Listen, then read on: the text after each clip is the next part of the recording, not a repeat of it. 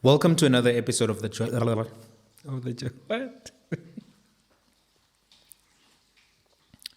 Welcome to another episode of The Dissection.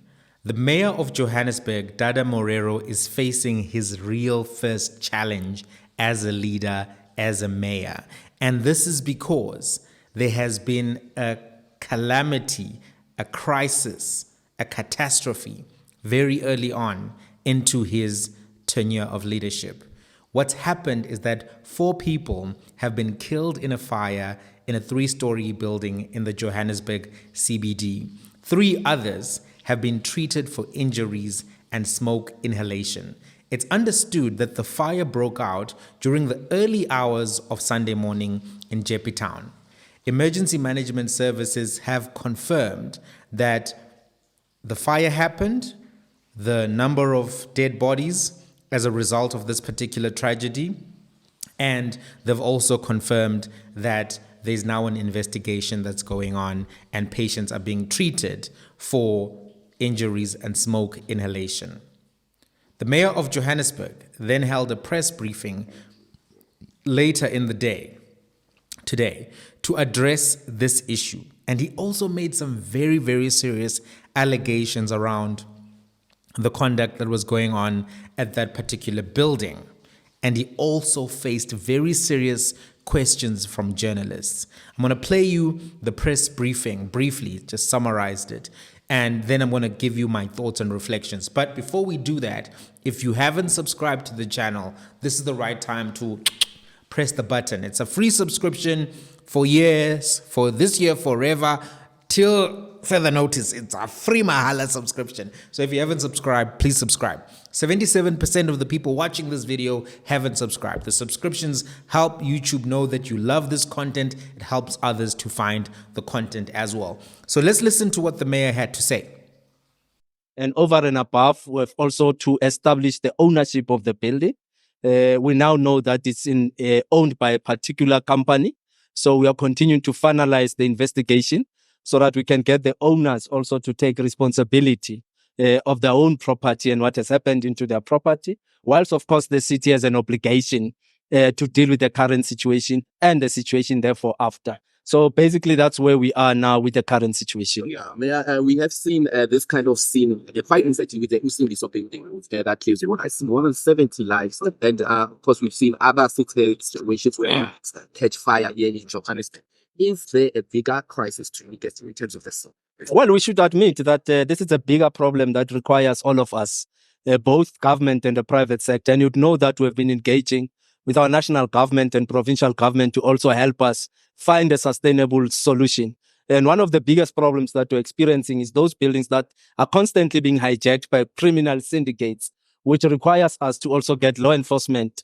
And there are investigations that are ongoing. But I must say we need a drastic solution to this matter, which will be sustainable.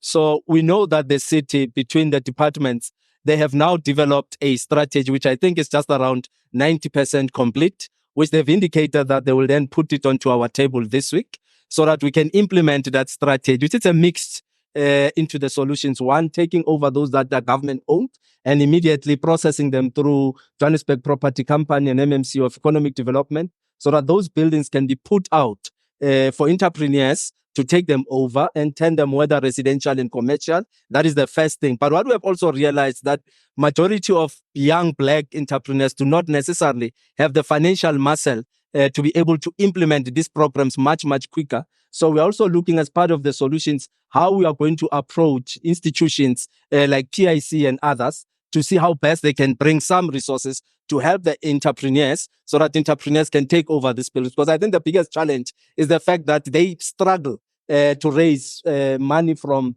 financial institutions. And as a result of that, because some have already given them the buildings, but as a result of an inability to raise resources, they have not been able to refurbish, renovate, and allow for residential spaces in those buildings. So we think we just need now to be very aggressive in implementing the strategy. Speaking to emergency services earlier on, he indicated that, of course, there's still an investigation going through, but they did notice that there are some illegal connections within the building. Is that something that we are looking at as dealing with illegal connections in terms of electricity? Well, we have taken a view. You are aware that even the last 2 weeks, we have been aggressive on dealing with illegal connections throughout the city, driven by our revenue department with City Power and Joburg Water. So that aggressive program has been there. And we call upon, of course, our communities to desist from involving themselves in illegal connection. And in fact, as part of the solutions, especially in the informal settlements, we are implementing what we're calling microgrids, which is power, solar power that we are giving to informal settlements. We've already done one. We are in a process of rolling out to all informal settlements, which will then reduce illegal connection and allow those that are poor and are in the informal settlements at least access to energy. Mayor, Katleho. yes, Mayor, can you tell us the kind of company that owns this building, given if you're not able to share the name? No, it's a private it's a private entity. I might not know what it used to do. As you know, this was a factory abandoned some years ago. So we'll establish exactly what was the operations and the business operations in this building. But that detail, the city manager and our team already has the detail of the name of the company. They just have to do a bit of investigations. Mayor, what happens to the destitute residents now? I understand it will be a multi-pronged approach to get them to a shelter. What happens to those who are living in the building now? Who are in the building here? Now, the intention is to move them to a safer place, process them, register them, profile them, and understand the type of population it is so that we can be able to know what is the next course of action. But the team in human settlement is also here doing that work. The team from EMS is here. So we've got the teams set up by the city manager that will help us to navigate immediate requirements. But on a long term, as I said, we have to find a very drastic and radical solution to this problem. Tabiso Baba from Eyewitness Right, News. Tabiso. Mr. Mayor, I know you just came into this job, but obviously you've been in government. That's just arrived. I know you've been, because you've been, that's not, I can't give you that because you've been in government for a very long time. This is not a new issue. It's something that's been happening for a lot of time in Johannesburg. What is taking so long in terms of dealing with this issue decisively? And there's a building behind you. It looks like the same kind of building that was also there. What is taking so long? What is blocking the No, Tabiso, you shouldn't think that this is just a simple solution. It's very complicated. You have a lot of syndicates that are involved. You need law enforcement agencies to help you investigate. In fact, the team was telling us now that as they were coming in the early hours of the morning to extinguish the fire, there were a lot of groups coming out with high artillery from this very building, which suggests that the city alone will not have the necessary capacity to deal with this thing. But there's a strategy that the team has worked on in the last 2 months, which they're presenting to us in the next 2 weeks on the basis of what they've done, because the strategy would have involved our guys from development planning, building control, the region here from JMPD, from housing, from JPC. So it's a multi-disciplinary team that has worked that so that when we pounce and ensure that this thing does never come back. So allow us space, Tabiso, to us to do that. And once we are ready, we'll of course inform members of the media and you'll begin to see changes. It also is about resources that we must mobilize through national government and other institutions like the PIC and so on and so on to see how they can support young people. There's a principle already. We're going to take these buildings, some will expropriate immediately and hand over to young entrepreneurs to turn them into residential spaces and commercial spaces. So that decision is there. It's just a matter of the process in which you are going to implement the decision. Just one last question. There are some foreign nationals who used to live here. Those temporary shelters, are they open to everyone, including the foreign nationals? Remember, we are, by law, we are required to keep safety of all those that are affected. And then we take them to the right places and we profile them from there. And on the basis of those that are undocumented and foreign, it's a matter that we hand over to the Department of Home Affairs because it is not our competence, but it also affects us as the city of Johannesburg. Mayor, you said something about heavy artillery when officials arrived. Can you just expand on that? What was that? This was basically confirming that there's a lot of criminal activity that is taking place in this building because they saw a lot of different groups going out with bags with artillery, serious guns from the building, which confirms what the councillors have been saying, that in fact this building in itself, it's a criminal center where a lot of criminality takes place, including rape, robberies of people, and they then run into the building. So it's something that law enforcement agencies have to come in and help us. In fact, we may want to speak to South African Police Service together with JNP to really bring a very strong raid into all these buildings in the inner city so that we can deal with the levels of crime and the criminality inside these buildings. Yeah, so I use the city you need the soldiers to come and help. Because Well, previous bosses. we are not ready to call on the SNDF. As you know, that is the competence of the president. We believe that if the resources within the South African Police Service are channeled correctly, and we can partner with them, with our JMPD, building control and inspectors, we may be able to make a dent in as far as this matter is concerned, but it should not yield any results in the next 6 months. Then we'll have to go and request a national government to intervene. But as I said earlier, multiple solutions are there. We just have to start the process of implementation. We are going to the government elections fair. And the city of Johannesburg is also all political parties needed. People are no longer interested in the city. Politics people. If you can take a walk around the city, we will be shocked. Changes will happen. We have committed to rethink the inner city. We have committed to engage on how we can change the inner city and how it looks. So the strategy, as I said, in the next 2 weeks is be presented to the mayoral committee. And on the basis of that, we'll know, because we require partnerships. There's no way alone as the city can resolve this problem. It's huge. It requires private sector partnerships, because we need them to come in and invest. We also need the provincial and national government to help us. But over and above, we need the residents here to conduct themselves differently. Stop littering, look after their own spaces so that they keep them clean. So that's one thing that we want to see in the inner city. But immediately we'll be putting JMPD in as far as bylaw enforcement, which we think it will go a long way in starting to help us to address the problems and the symptoms in the inner city. Thank you. Unfortunately, this is not the first time that we've seen incidents of this nature in Johannesburg, but also in other parts of South Africa.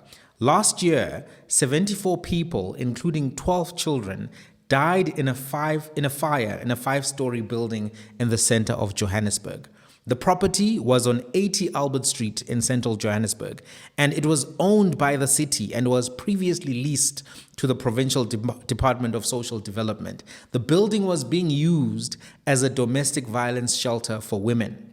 And this is according to the Johannesburg Emergency Management Services. But after a while, the building was no longer being used for that, and then it got taken over by other people who then used it as a normal rental building. This couldn't have happened without the knowledge of the city of Johannesburg. It couldn't have happened without knowledge of people within the Provincial Department of Social Development, because this building was under their upkeep. What I think happened with that particular building is that it was captured by cadres. Some particular unscrupulous individuals said, listen, the issue of, having a domestic violence shelter is nice, but let's make money. This is what I think happened. And then money was being made, and unfortunately, as they were doing that, they didn't upkeep the building, they overcrowded the building, and people ended up losing their lives. The person who ended up being charged for this was the actual person who set the fire to the building. But the issues around the lack of fire extinguishers, the lack of routes for people exiting the building, a lot of the security issues, actually, I think that they should have also charged the building owner. But this was not the first incident, this year, the four people dying. So many have been happening over the years. But it's not just an issue of the fires. There are also issues around the construction of buildings. Earlier this year, a multi-story building, collapsed in George, and it killed 33 people who were working as construction. This building was named 75 Victoria, and it was a development which was promising to build 2-bedroom apartments at 1.7 million rands each for the apartments, and occupation was actually supposed to be from the 1st of August. There was a rush to get this done, and I think this contributed to the tragedy. Why do I say that there was a rush? If you look at the time frame in which everything happened. There's been an investigation and some clarity around what actually took place with the George building collapse. In August of 2020, the owner sold the property for 2 million rands, basically, in a private sale to a company called Pacific Breeze Trading 91, which is registered with the Companies and Intellectual Property Commission as being a business in the general trading in all aspects. This is the registration status, general trading in all aspects, right? This is what that business does.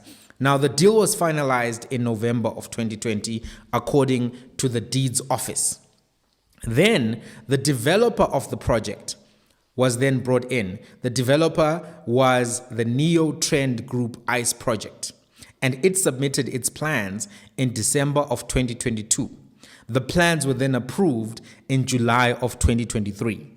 And then the contracting firm, which was doing the building, was known as Leatel Development. So you can track actually the ownership of the building, the developer, the contractor. All of those things were trackable after the media actually went in and asked serious questions about who owned this building, why did this building collapse. And then the preliminary findings from the investigation by various government departments have revealed that there were regulatory and compliance gaps in the construction of the building in George. And when you have regulatory and compliance gaps, what typically happens is that people lose their lives. Regulation exists for a reason, particularly when you're dealing with buildings and infrastructure. If you rush, if you think about the time from the approval of the project, July of 2023, and they were trying to get this done and have people move in by the 1st of August of 2024, that is a fast pace. It's an unreasonable pace. And I think when you see that kind of rushing, it leads to mistakes. Let's talk about the current issue of the building in Johannesburg. One of the biggest gaps that I'm consistently worried about is that we allow leaders to talk about syndicates, but we don't go further to actually name these syndicates, to name the companies implicated, name the owners of the building, name how people came to own buildings. It's not difficult to find out who owns buildings. The tenants will tell you. There's a paper trail. Sometimes these tenants, they're not paying cash. They're paying to a bank account. What is the name of the company that is receiving those monies? I think that the media must make sure to always name the companies, name the owners of these companies. Sometimes the issue is not really that the building has been hijacked, but it's being run by a slum landlord, or it's being run by a powerful person who's connected to politicians. And actually, this issue of slum landlords is part of the problem. Listen to what this lady said about properties in Johannesburg. Hijacked buildings were born out of this necessity for housing, and building hijackers are people of opportunity. So they will literally drive around the city, look for buildings that aren't managed properly, that aren't well looked after, there's not good security, and they'll see an opportunity to go in and convince the tenants either that they're the owners or use intimidation to take over the rental of the properties. There's a lot of corruption from council and within the community, so that makes it easy to hijack a building and to maintain a hijacked building for so long. We know for a fact that every single time someone comes to do bylaw enforcement, they pay it under the table to turn the other eye. The police, the JMPD, they're all benefiting from the hijackers, because the hijackers, it's easy for them to pay 1,000 rand here or 2,000 rand here to make people look the other way. It's a money-making racket. It's big money. Building hijacking is big money. When I heard that they were evicting this building, I had a sense of relief, because we know for a fact that there's a lot of open flames, open cooking. This was an accident waiting to happen.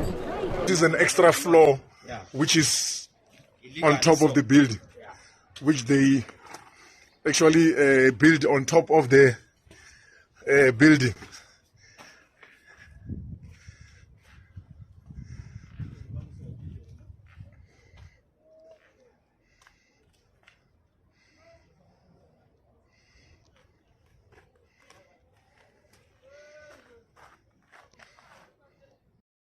Corruption is definitely a factor in the tragedies that are occurring in these buildings, right? Lack of affordable housing is a factor. Immigration is a factor that is also affecting this crisis. But we have to really zone in to a degree on the issue of the owners of the building and their lack of appropriate safety protocols. They're the ones crowding the buildings. At some point, they have to be held accountable. And what happens is you have this nebulous trend where we name syndicates and then we leave it there. Syndicates. It's syndicates. Name the syndicates. Name the people. It's not difficult to find these people, to name these people. Right? There are so few buildings. There are many buildings, but there are not so many as the population or the residents. Finding who owns buildings cannot be a complicated piece of police work. It really cannot, unless there's no desire or unless there's complicity, like what that lady was saying.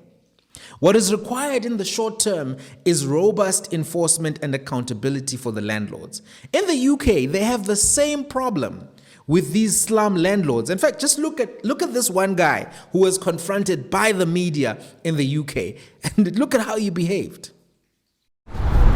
Bernard McGowan, Joel Hills from ITV News. How many convictions under the Housing Act have you got, Bernard McGowan? Sorry. How many convictions? We count at least 6. Have you got more?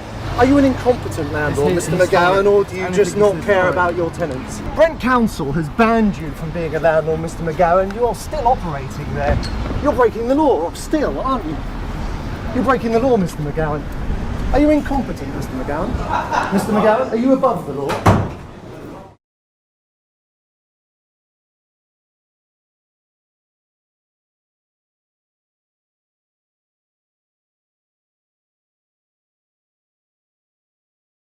Bernard McGowan, will you chat to us just briefly? Are you an incompetent landlord, Mr. McGowan, or do you just not care about your tenants? This is a court document. Can I just show it to you? This is a court document. It's from a recent case against you. It details some of the problems that you had with tenants. You left tenants with broken windows, with poor heating, Mr. McGowan. They had damp and mould. There was a mice problem in this property, Mr. McGowan. Do you not care? Would you live in these conditions, Mr. McGowan? Would you live in these conditions? So clearly, this is not a South African problem only. It happens in big cities. I mean, I can tell you now, there was a wild story from the United Kingdom. And here's what happened. A landlord in London was found to be renting out a four-bedroomed house to 40 tenants. A four-bedroomed house to 40 tenants. Right? So his name is Jayid Kumar Ramchendrara Valand, and he has been banned from letting houses for 5 years. He made £360,000 with the scheme, according to the local council. So a local London council banned this landlord from renting out properties for 5 years. He was found guilty of multiple housing offences, including this one of actually stuffing 40 people into a four-bedroom property. And this happened in the Brent Council, which released a statement saying that this slum landlord, Valand, made 8 million rands from the tenants at that one property in Wembley, northwest London. Think about that, right? Enforcement officers found one of the tenants living in a shack made out of pallets with no lighting, no heating. And this Valand character has been previously found guilty of housing offences at another property in January of 2022. He was making 32,000 rands a month from uncontracted tenants. And obviously in pounds, that translates to a different amount, but he was making £1,400 a month per tenant. Right? So you can see when you have unscrupulous people like these landlords, they do various things to make sure that they don't keep the buildings in shape because they want to maximize profits. The property, this particular property in the UK, which he was making 1,400 per tenant in pounds, had multiple issues, including fire safety violations, waste buildups, unhygienic conditions, disrepairs, and he was actually fined £30,000 for that, right? Which is about 600,000 rands. The leader of the Brent Council, Mohammed Butt, said, "This is the first ban we've issued since Brent was given the powers in April 2018 to ban serial rogue landlords under the Housing and Planning Act. If Valand breaches this 5-year ban, he will face a prison sentence." He said that Brent Council takes a zero tolerance policy against rogue landlords such as this, and will use everything in our powers to hold them to account to safeguard our vulnerable residents. Right? So rogue landlords have been fined £8.6 million or $11 million in the first 3 months of 2023. So this is a slightly older story, but as you can see, that this issue exists in the UK. If you think about it, and they go on, they say one landlord in the London borough of Hounslow was fined 3.4 million rands or 115,000 pounds after he illegally converted an extension on a property into another unit, and he put tenants in squalid and dirty conditions with a toilet located less than 1 meter from the kitchen. So this issue is not just a South African issue, it's an issue which happens in major cities, in metropolis type of cities, where they are unscrupulous business people. What is required is that those owners are held accountable.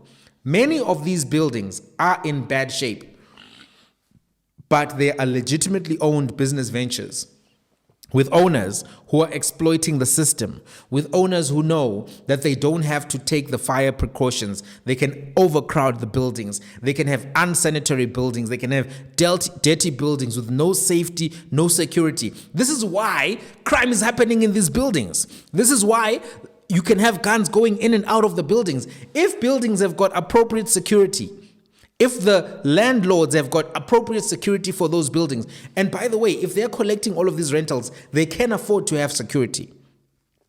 Right? You can pass a bylaw now which can require there to be biometric systems of identification for people to go into those particular buildings. But this is not being done, and partly it's because there's a lack of political will to deal with these issues. In the UK, they name and they shame these landlords. In the UK, they fine and they arrest these landlords. They still have the same issue of unscrupulous business people. In any capitalist system, you will have people who try to exploit the system, to game the system, to be corrupt. What is then required is that you have robust regulators.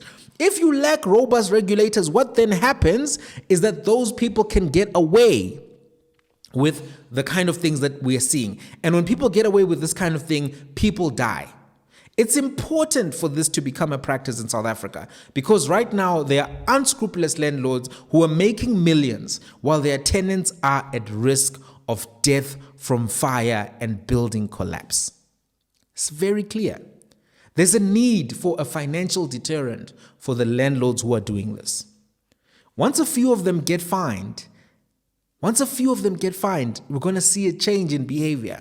There are going to be many owners who will go and make the necessary renovations, even if they're part of these so-called syndicates, because they won't want the drama and aggravation of Aldrin Sampier looking for them, Sakina Kamwendo looking for them, all of these journalists looking for them, having to have their political relationships explained. Let's have the poorly treatment that she gave to Floyd Shivambu on these business landowners. You know, the amount of attention we got on VBS. This is what we need for corruption in corporate South Africa as well. Let's not allow these people to hide behind this banner of syndicate. This banner of, no, they are syndicates, they are this, they are cartels, they are these extortionists, whatever. Name them. The media has got the resources. The police have got the resources to identify these individuals.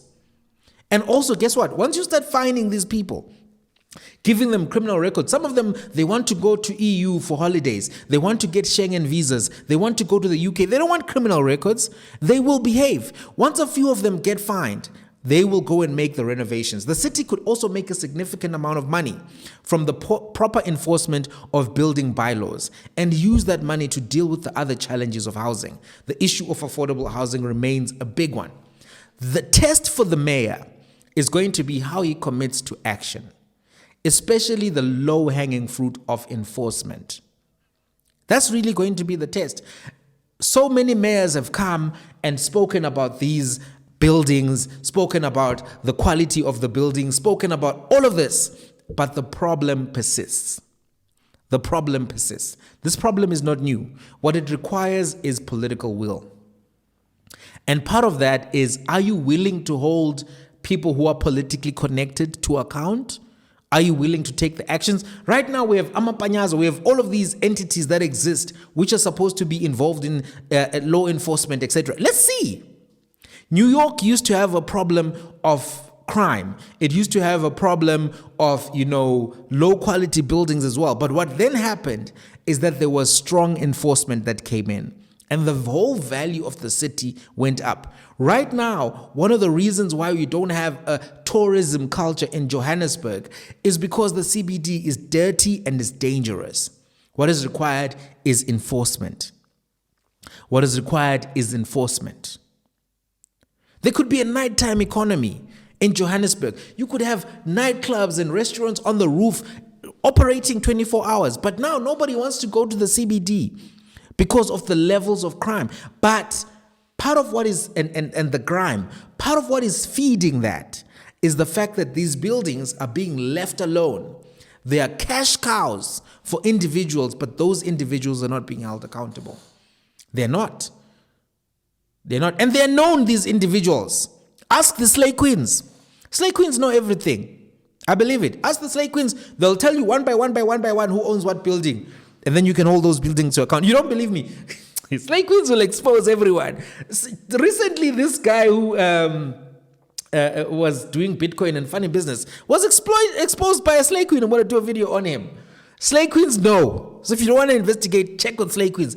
Anyway, I want to hear, what do you guys think, though, about the continued collapse of the quality of buildings in the Johannesburg CBD, but also at a deeper level, the unscrupulous practices by landlords across South Africa? What do you think?